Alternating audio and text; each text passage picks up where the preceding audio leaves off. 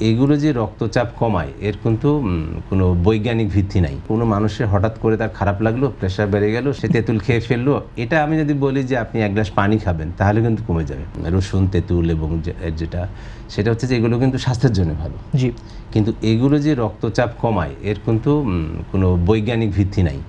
কারণ তেঁতুল খেলে দেখবেন যে কোনো মানুষের হঠাৎ করে তার খারাপ লাগলো, প্রেশার বেড়ে গেল, সে এত তেঁতুল বাসায় কোথায় থাকে আমি জানি না, তেঁতুল রেডি থাকে বোধহয়, সে তেঁতুল খেয়ে ফেললো, এটা আমি যদি বলি যে আপনি এক গ্লাস পানি খাবেন তাহলে কিন্তু কমে যাবে। তো তেঁতুল নিয়ে অনেক গবেষণা হয়েছে, বিশেষ করে মালয়েশিয়াতে গবেষণাটা বেশি। তো তারা বলছে যে অনেক দিন ধরে যদি কেউ তেঁতুল খায়, তেঁতুল মানে টক মানে ভিটামিন সি, তেঁতুলের মধ্যে পটাশিয়াম থাকে, কাজেই যে ফলগুলোতে পটাশিয়াম আছে সেই ফলগুলো যদি আপনি অনেক দিন ধরে খেতে থাকেন, সে কী করে আমাদের রক্তনালীগুলোকে একটু প্রসারিত করে। কাজেই ওই যে ব্লাড প্রেশার বেড়ে গেলে যখন বললাম যে 180 120, সেটা কিন্তু কমায় না।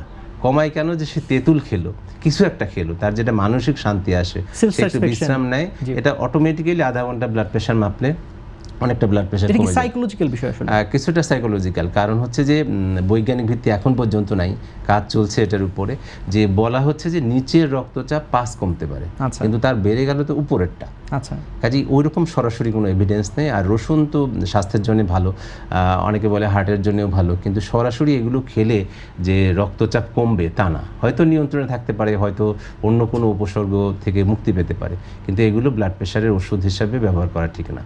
কিন্তু কেউ খেতেই পারে তেঁতুল, তাতে বাধা নেই, কিন্তু লবণ দিয়ে খাওয়া যাবে না।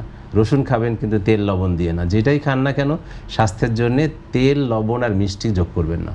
আচ্ছা, এই 3টা জিনিসই হার্টের জন্য ভালো না। আচ্ছা, আরেকটি বিষয় আমি আসলে বলতে ভুলে গিয়েছি, সেটি হচ্ছে স্যালাইন। অনেকেই আসলে এটি প্রেশারের জন্য এটি খেয়ে থাকে বা পান করে থাকে।